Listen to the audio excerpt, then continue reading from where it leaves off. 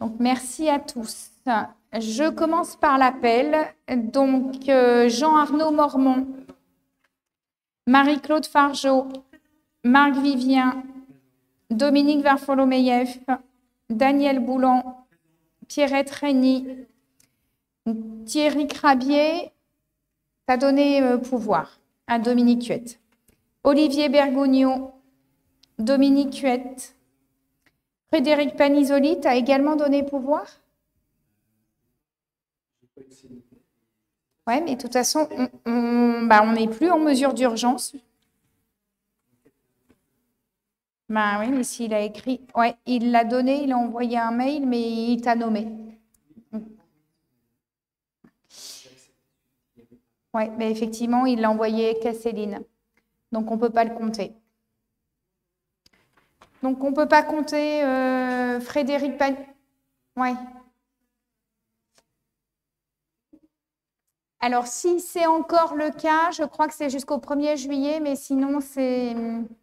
D'accord, merci. Christophe Brenta. Oui, absent pour le moment. Maria Rascol, donc, qui est absente et a donné pouvoir à Hélène Leblanc. Stéphanie Boès. Marie Danel, donc, a donné pouvoir à Marie-Claude Fargeau. Mohamed Bougalem. Alors, David Daubigny a donné pouvoir à Daniel Boulan. Elisabeth Vicente Mamed a donné pouvoir à Stéphanie Boès. Véronique Marin, encore là. Christelle Cofourier-Marquez. Hélène Leblanc. Daniel Lafont a donné pouvoir à M. Barru. Très bien. Valérie Bruand. D'accord. Philippe Leroux a donné pouvoir à Olivier Bertin. Karine Delavoye, Michael Barru et Olivier Bertin. Merci à tous. Donc, on vérifie pour Frédéric Panisoli. Alors, nous allons commencer par le PV du conseil municipal du 24 mars qui vous a été adressé à tous. Est-ce qu'il y a des remarques sur le PV? Pas de remarques? Très bien. Donc, adopté à l'unanimité? Adopté à l'unanimité. Merci. Je vais passer aux décisions du maire. Donc, sur les décisions du maire, première décision en date du 9 mars. Il s'agit de demander la subvention, c'est la DSIL, donc c'est auprès de la préfecture, c'est une subvention d'État, pour un montant de 957 000 et c'est pour le projet d'agrandissement de l'école que nous avons demandé cette subvention. Le 11 mars, une nouvelle demande de subvention concernant la cabine de téléconsultation auprès du conseil départemental, donc, que nous avons obtenue et sur laquelle nous avons été notifiés. Donc, pour rappel, on a eu 2 subventions sur la cabine de téléconsultation, l'une du département et l'autre de la région. Également, le 11 mars, une demande de subvention pour la DETR. Donc, la DETR est une subvention d'État également à demander auprès de la préfecture. Elle concerne plutôt tout ce qui est transition, notamment énergétique. Et donc, nous l'avons demandé et sollicité pour l'aménagement du château et la sécurisation du site du château pour un montant de 120 000 €. Le 14 mars a été signé un avenant au marché d'assurance pour les véhicules et c'est le lot 3 des véhicules à moteur qui était passé en CAO. Le 16 mars, un avenant pour le marché de maîtrise d'œuvre de l'extension du groupe scolaire. Donc, on a réintégré certaines dispositions dans l'avenant et notamment le coût, puisque le coût global des travaux a augmenté. Donc, forcément, le marché de maîtrise d'œuvre a été modifié en conséquence. Le 17 mars, demande de subvention encore au département dans le cadre de la cabine de téléconsultation. La demande a été réitérée. Et on a annulé la précédente. Le 5 avril, dépôt de la demande de déclaration préalable pour pouvoir faire le ravalement du château, puisque vous avez vu que le ravalement a démarré, mais on a besoin d'une déclaration de travaux au préalable, et donc la commune a réalisé cette déclaration de travaux. Le 7 avril, demande de subvention au département, encore une fois, cette fois-ci pour le dispositif d'aide à l'investissement culturel.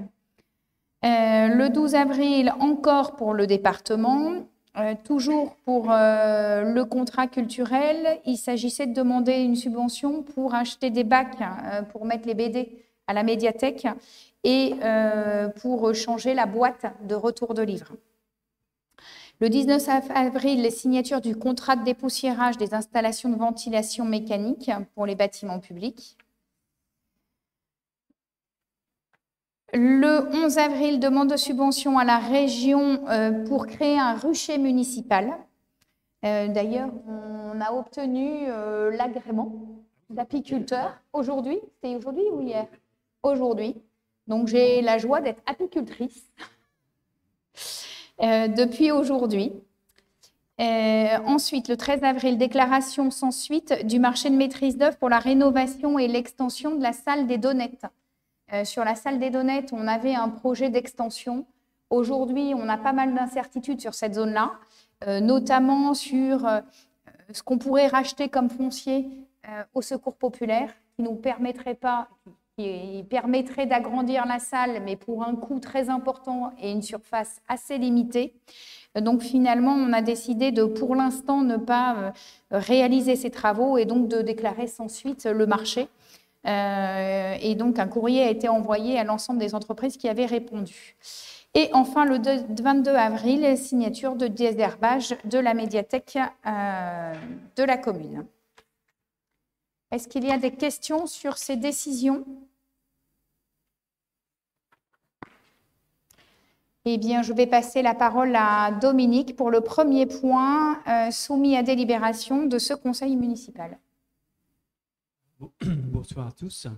Donc, le premier point concerne la convention constitutive d'un groupement d'achat entre la ville et le centre communal d'action sociale.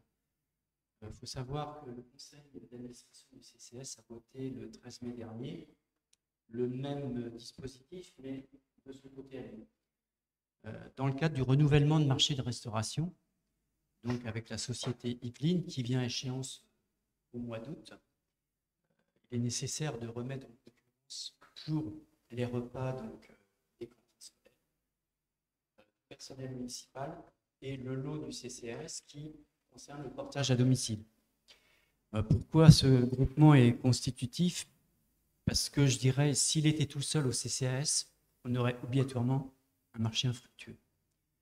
Donc, le code de la commande publique, justement, à travers 2 articles, permet ce genre de dispositif et qui permet, je dirais, une offre beaucoup plus intéressante pour les collectivités, et notamment les centres communaux. Donc, je ne vais pas m'étendre sur le sujet, sauf qu'on a un petit peu développé au niveau du social l'offre de repas qui était uniquement dédiée aux personnes seniors. Là, on les a adaptés aussi à d'autres personnes, type les gens qui sortent de l'hôpital, par exemple. Donc, on a optimisé, je dirais, notre prévision budgétaire sur un budget de 20 000 € à peu près, sur le social. Ce qui veut dire qu'on est largement suffisant. Malgré tout, on vous demande ce soir, et notamment le conseil municipal, d'autoriser Madame le maire à signer la convention qui vous a été envoyée dans les pièces justificatives du conseil municipal. Merci Dominique. Est-ce qu'il y a des questions? Que vous avez des remarques? Donc on peut passer au vote. Qui vote contre? Qui s'abstient? Qui vote pour? Unanimité, merci. Précisez-le si vous devez voter différemment pour les pouvoirs que vous avez. Donc, unanimité, merci. Alors, 2 petits points. Donc, on a confirmation, c'est jusqu'au 31 juillet. Donc, on a droit à 2 pouvoirs. Donc, Dominique, on peut bien compter Frédéric dans les pouvoirs. Donc, tu as 2 pouvoirs pour Thierry et pour Frédéric. Et pardon, j'ai oublié de dire que Marie-Claude serait secrétaire de séance. Et je passe la parole à Marie-Claude. Oui, donc moi je vais m'entretenir de tarifs pour les activités périscolaires, extrascolaires et restauration. Ces tarifs qui sont en vigueur depuis le 1er septembre 2019. Donc au vu des dépenses, des investissements et des charges annuelles de la commune destinées au fonctionnement des services, il semble opportun de proposer une actualisation des tarifs pour la consommation des activités périscolaires, extrascolaires et de la restauration. Sachant que le contexte économique montre une inflation de 3,5% au cours des 2 dernières années, avec une tendance expansive sur les matières premières notamment, il est proposé d'appliquer une hausse de 3% sur les activités scolaires, périscolaires, extrascolaires et la restauration. C'est ce qui d'ailleurs avait été validé en commission. Il convient aussi de rappeler que tous ces tarifs d'activités périscolaires et extrascolaires sont calculés sur les quotients familiaux, sur la base du quotient familial, alors que la restauration scolaire, on ajoute la règle du taux d'effort. Donc, à partir du 1er septembre 2022, les tarifs au titre de l'année scolaire 2022-2023 sont proposés au conseil municipal comme suit. Donc, vous avez les tarifs pour le périscolaire et l'extrascolaire sur le premier point, ainsi que pour les études. L'inscription à l'année de 460 €, soit 10 prélèvements de 46 €. Vous savez que maintenant, on peut inscrire les élèves au trimestre, ou en tout cas à la période entre les vacances scolaires. Donc, de septembre à décembre, 4 prélèvements de 46 €. De janvier à mars, 3 prélèvements de 46 €. Et d'avril à juin, 3 prélèvements de 46 €. Concernant la restauration scolaire, le tarif plancher 1,60 €, le tarif plafond 6,19 €. Et pour les habitants extérieurs à la commune, 8,08 €. Le taux d'effort pour 2022-2023 est de 0,00573508. Pour les enfants qui ont un PAI, le repas journalier est facturé à hauteur de 50% du tarif déterminé pour tout ce qui est fluide et personnel. Pour les hors-communes qui remplissent certaines conditions, le tarif du quotient sur les revenus annuels inférieur à 18 000 €, l'application de la tranche J du quotient familial pour les commerçants qui sont implantés sur la commune et les salariés qui exercent une activité professionnelle sur la commune. Voilà pour le périscolaire, extrascolaire et la restauration. Est-ce qu'il y a des questions? Merci Marie-Claude. Pas de questions, donc je vous propose de passer au vote. Donc, qui est contre? Qui s'abstient? Qui est pour?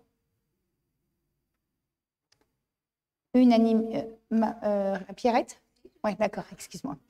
Unanimité, merci. Donc, c'est maintenant à Pierrette. Non, le 4, c'est à moi. Je crois. Oui. C'est le 5 après Pierrette. Là, c'est le règlement intérieur. On va parler du règlement intérieur pour les accueils périscolaires et extrascolaires, notamment la modification concernant les délais de réservation pour les repas scolaires. Alors, après une année d'expérimentation du règlement... Excuse-moi, je note que vous avez voté du coup pour 2 délibérations en même temps. Donc, pour les tarifs des activités périscolaires et extrascolaires et pour les tarifs de la restauration scolaire. Marie-Claude a tout présenté dans une présentation, mais on a bien 2 délibérations. Donc, est-ce que vous souhaitez revoter pour la délibération sur la restauration scolaire? Non? Même vote? Très bien, merci. Donc, concernant le règlement intérieur des accueils périscolaires et extrascolaires qui a été approuvé en avril 2021, il a été constaté de modifier certains points, notamment d'écourter le délai de réservation des activités périscolaires hors période vacances scolaires et la réservation des repas à 1 semaine avant 9 h au lieu des 2 semaines en vigueur. Augmenter le prix du repas de la pause méridienne qui n'a fait l'objet d'aucune réservation préalable, de le passer de 7,84 € à 15 €. Alors pourquoi? Parce que nous nous sommes rendus compte que par facilité, certains parents n'inscrivent jamais leur enfant pour le repas de pause méridienne et que ça pénalise très fortement les services de restauration. Alors, à ce jour, les familles disposent d'un délai de réservation fixé à 2 semaines avant 9 h, qui donne souvent lieu à des contestations d'ailleurs. Au regard de la crise sanitaire qui impacte de nombreuses familles sur l'organisation professionnelle, il est proposé de ramener ce délai à 1 semaine à compter du jeudi de la semaine précédente avant 9 h, afin de permettre aux services de restauration d'effectuer les commandes auprès du prestataire. Cette modification n'aurait aucun impact sur l'organisation des structures d'accueil et de la restauration, vu la composition des équipes.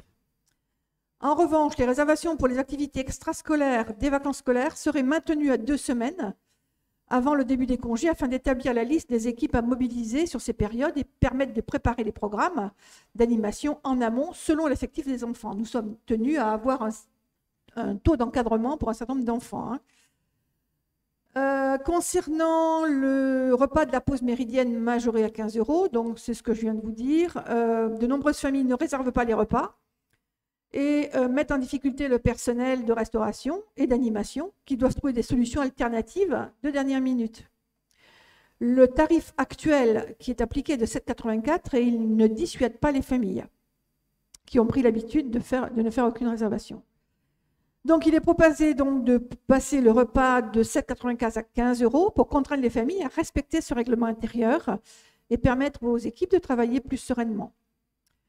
Le délai de réservation est fixé au jeudi avant 9 h de la semaine qui précède la semaine de réservation. Donc, le conseil municipal est appelé à se prononcer sur ces 2 modifications. Est-ce qu'il y a des questions? Pas de questions. Pas de remarques non plus. Merci Marie-Claude. Nous allons passer au vote. Qui est contre? Qui s'abstient? Qui est pour? Unanimité. Merci.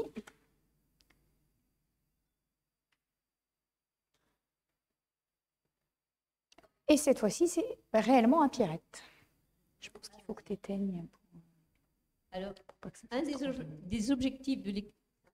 des objectifs de l'équipe municipale est de permettre aux jeunes Balinvillois de partir quelques jours en vacances pour créer des liens et favoriser leur autonomie. En collaboration avec le prestataire Profil Évasion, il est proposé à 16 jeunes fréquentant le coin jeune un séjour organisé du 11 au 15 juillet sur la commune de La Rochette en Seine-et-Marne avec hébergement en tente, marabout et pension complète. Au programme seront proposées plusieurs activités, notamment du tir à l'arc, du VTT, de l'escalade et du grimpe-arbre. Par ailleurs, le site d'hébergement propose une salle pédagogique destinée aux groupes afin de stocker du matériel et réaliser des animations en dehors de celles fournies par le prestataire. Afin d'emmener les jeunes en séjour, le transport s'effectuera avec le minibus de la ville ainsi qu'une société privée pour un aller-retour. Il a été retenu que le minibus restera sur place pendant la durée du séjour afin de faciliter les déplacements éventuels et par souci d'économie. Sachant que le coût global du séjour, hébergement et transport s'élève à 5 125 €, la part des familles s'effectuera en fonction de leur quotient familial. Le paiement des familles sera réalisé auprès du responsable jeunesse de la manière suivante. 5 quotients familiales et des prises en charge de la municipalité entre 30% et 70%. Le prix par famille s'élèvera entre 96 € et 224 €. Merci Pierrette. Est-ce qu'il y a des questions? Des remarques? On va passer au vote. Donc, qui est contre? Qui s'abstient? Qui est pour? Unanimité, merci. À nouveau à Marie-Claude. Alors, je vais vous parler du tarif du conservatoire municipal et de quelques modifications. Donc, l'équipe enseignante du conservatoire a relevé le besoin d'ajuster ou de créer certains enseignements, et donc cela a forcément un impact sur la tarification. On a ainsi 2 nouvelles disciplines qui ont été créées, l'atelier percussion corporelle et djembé en musique et un cours de barre au sol en danse. D'une durée d'1 heure hebdomadaire, le tarif de 77 € par trimestre est proposé pour ces enseignants. L'atelier percussion corporelle et djembé pourra être également suivi via le forfait 40 minutes d'instruments et pratique collective.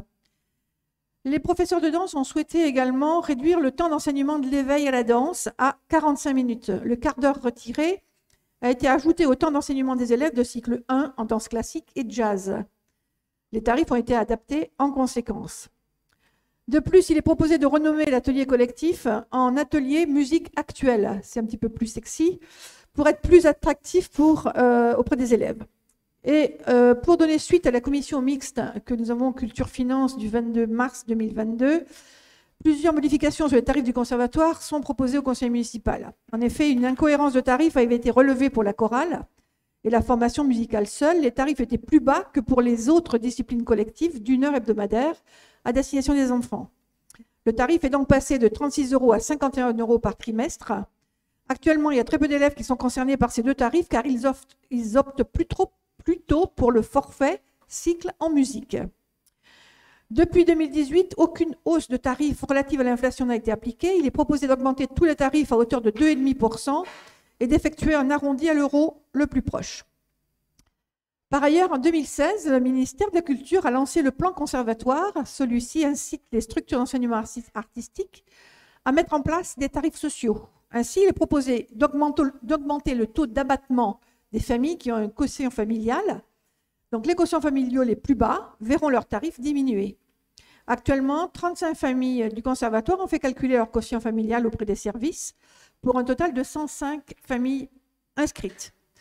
Les tarifs d'inscription, de droit d'inscription restent inchangés. Voilà, donc je vous demande votre accord pour ces modifications. Est-ce qu'il y a des questions, des remarques? On passe au vote. Donc, qui est contre? Qui s'abstient? Qui est pour? Unanimité, merci.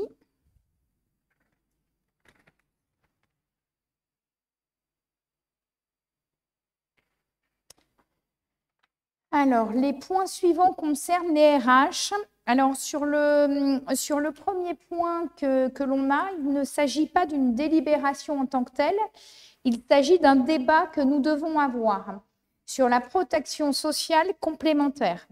Donc, depuis 2007, dans le cadre de la politique d'accompagnement social à l'emploi, les collectivités locales et leurs établissements ont la possibilité de participer financièrement aux contrats qui sont souscrits par les agents pour leur mutuelle santé et leur prévoyance. Donc pour chacun de ces risques, donc santé d'un côté et prévoyance de l'autre, la municipalité peut choisir son mode de participation. Donc, il y a 2 modes de participation. Le premier, c'est la labellisation, c'est-à-dire que des mutuelles ou des assurances vont être labellisées, avoir le label. Les agents choisiront la compagnie auprès de laquelle ils veulent souscrire et la commune ou la collectivité concernée va donc contribuer au financement de ce contrat, mais qui est au choix de l'agent. Et puis la convention de participation. La convention de participation, c'est la collectivité qui organise la mise en concurrence et qui sélectionne la société d'assurance ou la mutuelle qui pourra être prestataire et avoir ses prestations d'assurance et de prévoyance. Et donc, du coup, c'est ce contrat-là qui sera proposé aux agents. Donc, au niveau de Ballainvilliers, aujourd'hui, on a déjà un contrat santé. On a déjà ce contrat-là.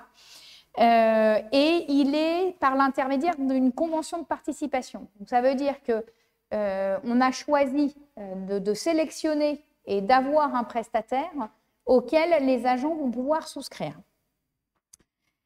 Aujourd'hui, pour vous donner quelques chiffres, on a 26 agents qui bénéficient de la mutuelle qui est proposée par la collectivité, ce qui représente 28% du personnel. Et sur ces agents, en fonction des catégories, la commune prend en charge entre 6 et 11 € en termes de participation. Et sur le contrat de prévoyance, nous n'en avons pas aujourd'hui. Donc, il faut que nous ayons un débat sur que fait-on dans les mois à venir, sachant que pour les contrats de prévoyance, au 1er janvier 2025, ils doivent être souscrits donc soit par la voie de labellisation, soit par la convention de participation, que la participation de la commune ne peut être inférieure à 20% d'un montant de référence, que ce montant de référence est fixé à 35 €. Donc, ce qui veut dire que la participation de la commune sur les contrats de prévoyance sera à minimum de 7 € par agent. Sur la santé, alors il existe déjà, mais les plafonds ne sont pas les mêmes que je vous ai parlé de 6 à 11 € de participation. Donc là, c'est au 1er janvier 2026 pour les complémentaires santé. Il faudra participer à hauteur minimum de 50% d'un montant de référence. Ce montant de référence, il est fixé à 30 €, donc ce qui nous donne 15 € par agent. Oui, on peut allumer. Merci, Daniel. Et donc 15 € par agent, je vous ai parlé tout à l'heure, on est entre 6 et 11, donc on n'est pas au niveau du minimum requis pour 2026. Donc j'attends vos avis sur ce débat. Donc on a plusieurs points qui peuvent concerner ce débat. C'est déjà quels sont les enjeux de la protection sociale complémentaire. Est-ce que c'est un accompagnement social? Est-ce qu'il y a des arbitrages financiers? Est-ce que c'est une articulation avec les politiques de prévention? Est-ce qu'on maintient l'adhésion d'un groupement de commandes? Alors, pour être tout à fait exact aussi et en complément, les contrats peuvent être pris avec le CIG, c'est-à-dire à plusieurs communes à la fois, et on a des tarifs bien plus intéressants. Donc, il faut quand même avoir en tête que le fait d'être sous une convention nous permet d'avoir des tarifs bien plus intéressants. Donc, bien plus intéressants, comme notre participation, de toute façon, elle a un minimum, c'est bien plus intéressant, surtout pour les agents. Donc, on doit également débattre du niveau de participation et de la trajectoire, et puis de voir comment on revalorise tous les ans l'évolution de ça, et puis notre calendrier. Est-ce qu'on respecte le calendrier des obligations réglementaires? Est-ce qu'on essaye d'anticiper ce calendrier réglementaire? Juste pour préciser un dernier point, il y a des choses qui ne sont aujourd'hui pas prévues dans la réglementation telle qu'elle est sortie. Alors, pour que vous ayez un peu le contexte, la réglementation était sortie et quand elle est sortie, on n'avait pas les montants de référence. Donc, on ne savait pas du tout quel serait l'impact financier pour les collectivités. Et notamment, quand on a eu le débat à la CPS, on n'avait pas encore ces montants de référence. Mais il manque encore aujourd'hui des éléments. On ne sait notamment pas comment traiter les agents qui sont multi-employeurs. Est-ce qu'il y a un employeur principal? Est-ce que tous les employeurs participent? On ne sait pas. Et la situation des retraités n'est pas traitée. Donc, c'est-à-dire que est-ce qu'ils ont la possibilité d'adhérer au contrat de santé qui aurait été pris si on choisit la convention? Eh bien, ce n'est pas prévu par les textes à ce jour. Voilà, donc le débat est ouvert. Micro.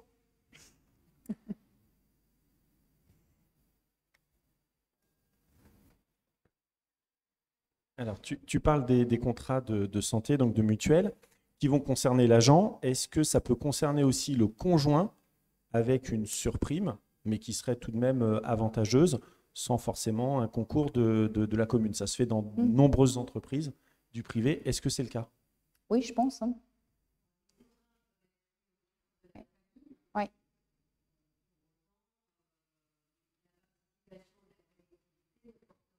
Sur le collaborateur. La part agent seul. Ok. Alors, pourquoi on a très peu d'agents qui aujourd'hui souscrivent? Parce que dans le privé, la réglementation est identique, mais elle est antérieure, et que beaucoup de nos agents ont des conjoints qui peuvent être dans le privé et qui bénéficient des mutuelles du privé. Alors justement, ça mène ma deuxième question. Tu disais qu'on pouvait participer à un groupement. Est-ce qu'aujourd'hui, il y a cette démarche qui est effectuée au titre de la CPS, auquel les communes adhérentes pourraient souscrire? Est-ce que si on gère ça au niveau d'une CPS, je pense qu'on a une force de frappe bien plus importante qui nous permet de faire drastiquement baisser les coûts pour les communes et pour les agents. Alors en fait, on a même une force de frappe encore plus importante que la CPS, puisque avec le CIG, on a un nombre de communes bien plus important.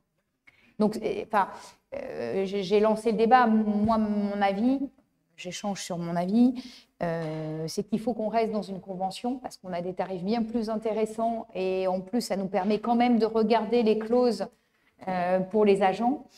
Il faut qu'on arrive, alors sur la mutuelle santé, c'est déjà prévu, sur la complémentaire santé, ce qu'il faut, ce sur quoi on doit débattre, c'est est-ce qu'on va au plafond avant ou est-ce qu'on attend 2026 ? Le contrat de prévoyance, moi je pense qu'il faut le faire peut-être plus rapidement que 2025, puisque c'est 2025 la date. Moi, mon avis, c'est qu'on continue sur le dispositif existant sur la complémentaire santé, sans aller au maximum, et on attend 2026, puisqu'on propose déjà quelque chose. Mais que, par contre, sur la prévoyance où on ne prévoit rien, c'est d'être beaucoup plus rapide et puis de regarder ce qu'on peut faire assez rapidement. Je pense que la prévoyance, c'est important de nos jours. Donc, puis c'est une aide quand même aussi importante pour les familles. Et puis la prévoyance, c'est le maintien du salaire. Enfin, c'est le paiement du salaire en cas d'absence. Donc,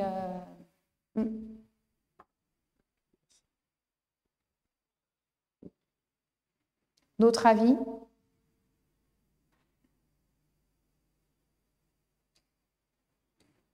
Partagez votre avis. Est-ce que vous pensez que la complémentaire santé, on doit rester comme ça ou augmenter les montants avant le délai ?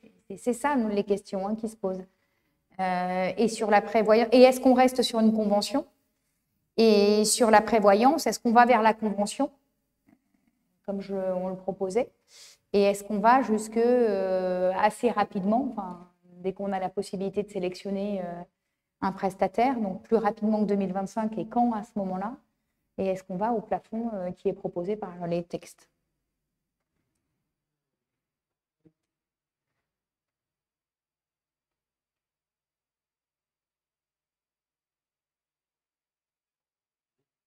Tiens, attends, je ne suis pas sûre.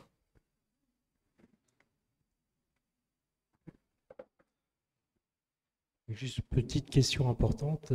Est-ce qu'on a posé la question aux agents à un moment ou à l'autre? Aujourd'hui, non. Il faut qu'on ait le débat. On a évoqué le sujet au CT, au comité technique. Donc, pas à l'ensemble des agents, mais par l'intermédiaire du CT, où le personnel est représenté. On a posé la question. Et sur la partie mutuelle, est-ce qu'il a été envisagé un caractère obligatoire pour l'ensemble des agents? On ne pourra pas évoquer un caractère obligatoire. On ne va pas leur faire payer 2 mutuelles pour ceux qui ont une mutuelle famille dans le privé. Certaines entreprises, oui, certaines entreprises le font. Donnent un caractère obligatoire. Alors l'intérêt du caractère obligatoire, bien évidemment, c'est qu'il y a une augmentation des cotisations, donc une possibilité de meilleure couverture. Alors, c'est vrai que d'avoir 2 mutuelles permet d'avoir une surmutuelle pour notamment tout ce qui est dentaire, optique, etc. Mais personnellement, je ne suis pas pour la rendre obligatoire.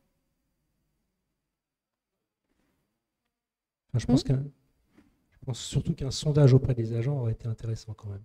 Parce que le CT, c'est bien, ce sont des représentants, mais ça ne correspond pas, je dirais, à la majorité des agents. Ah oui, on peut envisager. De toute façon, là c'est un premier débat que l'on a aujourd'hui. Si on décide de ne pas le rendre obligatoire, ceux qui le veulent y souscrivent et ceux qui ne le veulent pas n'y souscrivent pas. Il y avait Mohamed aussi qui voulait intervenir. Non, mais attends, il te faut le micro.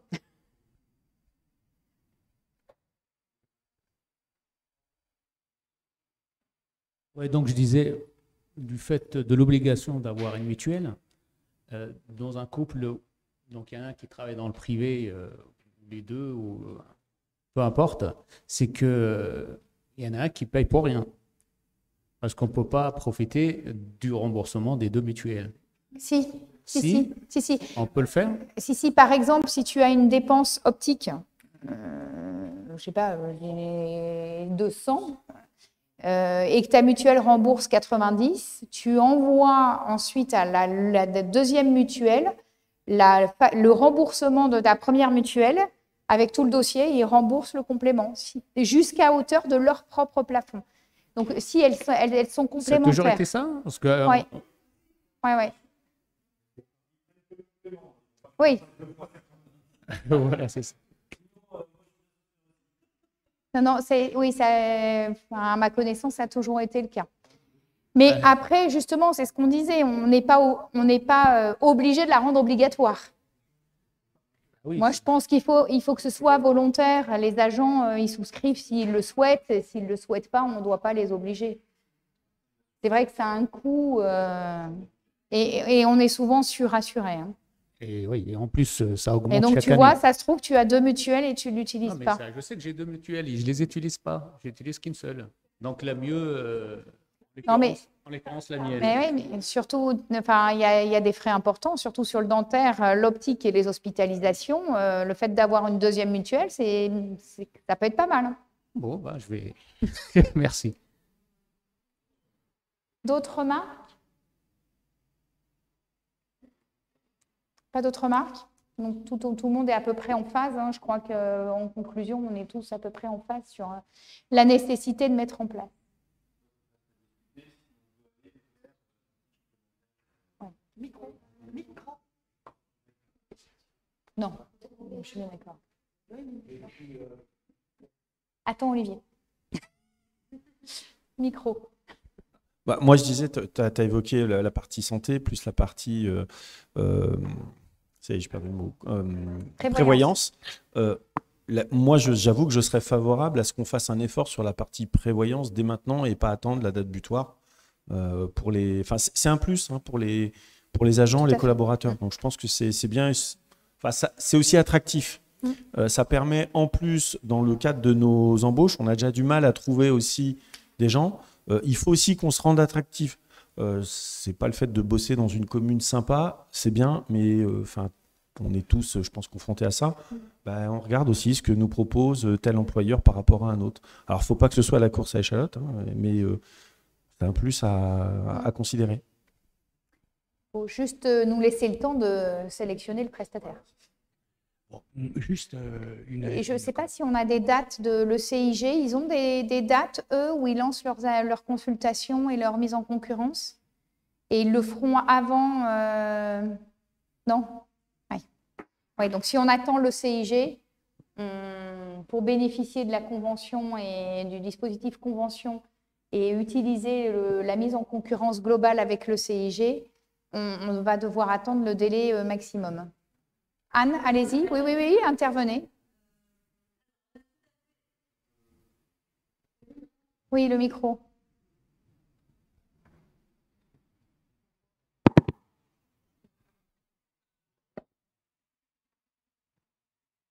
Donc, on a tout à fait la possibilité, dans un premier temps et avant 2025, hein, de participer au titre, dans ces cas-là, de la labellisation, dans le cadre de la prévoyance.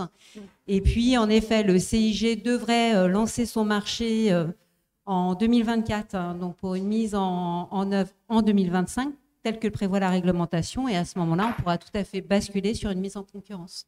Ouais. Donc, on a la possibilité en amont de lancer le dispositif. Ouais. Micro. Ah oui, Olivier voulait parler aussi. Non, mais c'était juste pour faire une petite réflexion. À titre personnel, j'ai été confronté à ce problème-là en tant qu'employeur. Hein. Quand on prend un contrat collectif, on a une obligation de labellisation et de contrat collectif. Et le gros problème, c'est que le contrat collectif est obligatoire, c'est ça. Moi, je sais que, par exemple, je cite un exemple personnel. Quand moi, j'avais pris une mutuelle et une prévoyance pour moi, mon frère, moi, et puis les gens que j'employais, je l'avais pris bien avant que ce soit obligatoire. Ça a été obligatoire en 2006. En 2006, j'ai eu des surprimes qui avaient été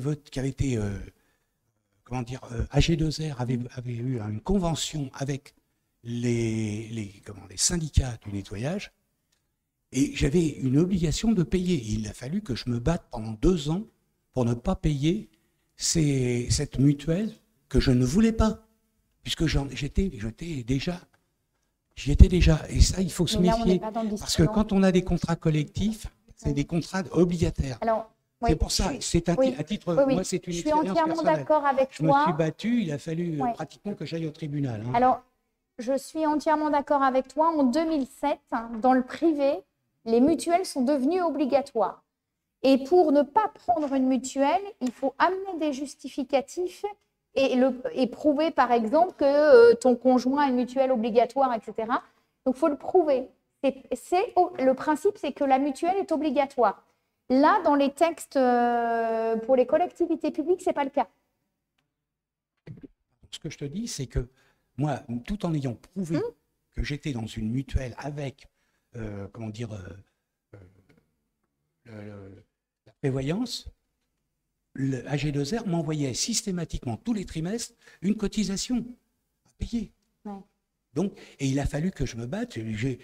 Heureusement qu'à cette époque-là, j'avais un bon comptable. D'ailleurs, je l'ai toujours gardé du début à la fin. Mais sinon, c'était infernal. Ça a duré 2 ans de procédure. Et là c'est pas mal Et parce c'est que pour ça que finalement, je dis, il faut toujours faire attention. le privé a presque 20 ans d'avance sur le sujet, sur la protection des 2006, employés entre le privé et les agents. C'est simple. La dernière convention, c'est la nôtre. C'est 2006. Ouais. Après, ça a été une obligation, mais tout le monde avait déjà des mutuelles. Mais du coup, on bénéficie du retour sur expérience et effectivement, ils ne l'ont pas rendu obligatoire. Oui. J'avais une question. Est-ce que ça concerne tout le personnel qui travaille pour la mairie ou seulement les titulaires? Est-ce que les contractuels sont concernés aussi? Oui, ça concerne tout le personnel. Donc les contractuels aussi. D'ailleurs, on a beaucoup de contractuels ou pas vraiment? Alors, le pourcentage de contractuels, là, je ne l'ai pas. On a des contractuels, mais je pourrais vous donner le pourcentage titulaire contractuel. On fait un bilan annuel et on revoit l'ensemble de ces chiffres lors du CT, donc du comité technique, dans lequel, et dont on va parler juste après, dans lequel il y a des représentants du personnel et des représentants employeurs, donc des élus.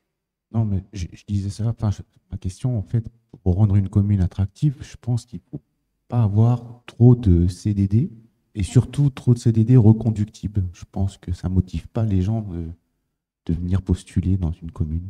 On est d'accord. On est d'accord. La prévoyance, c'est bien, mais il n'y a pas que ça. Ouais, on est bien d'accord. Quand on veut garder des agents, il vaut mieux les titulariser. Quand on veut les garder. Mais on en a besoin. Comme dans toute entreprise. Le CDI, il faut le mériter.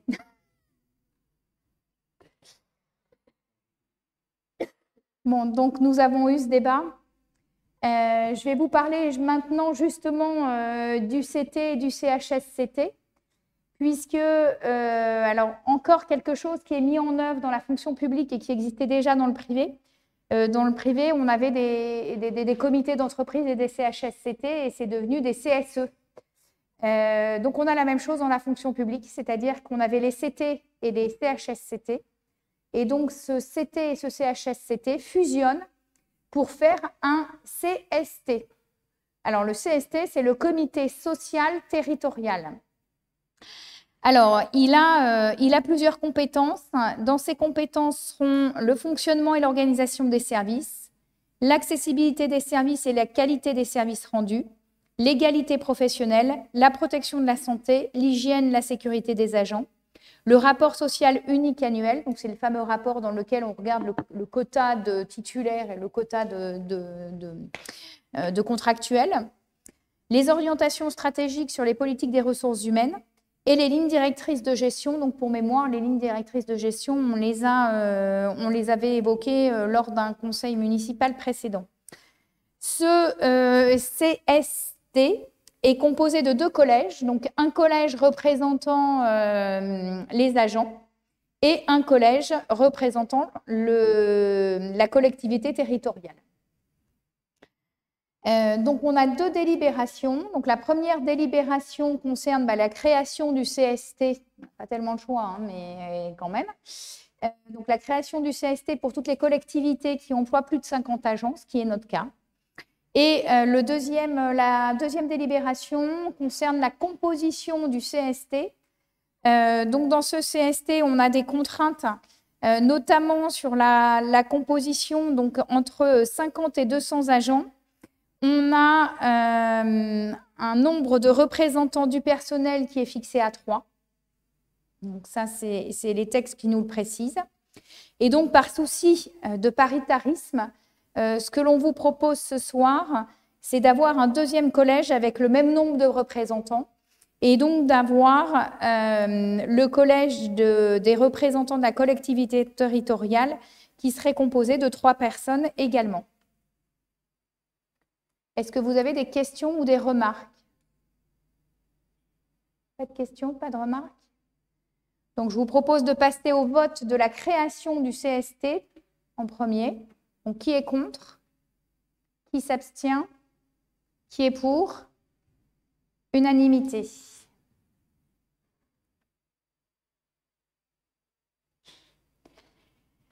Donc, qui est pour une composition maintenant le principe du paritarisme avec 2 collèges de 3 représentants, donc 3 représentants du personnel et donc par paritarisme 3 représentants de la collectivité à ce CST?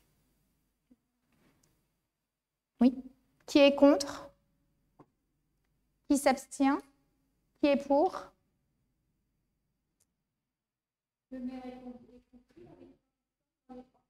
Oui. Oui. En fait, je préside le comité. Le maire préside le CST. Très bien, mais nous avons terminé les points soumis à délibération de ce conseil. Est-ce que vous avez des questions sur les sujets qui sont évoqués à la CPS? Vous avez reçu l'ensemble des délibérations qui ont été soumises au vote du conseil communautaire et du bureau délibérant. Pas de questions non plus. Questions diverses? Pas de questions diverses, mais je déclare ce conseil municipal clos. Merci à tous.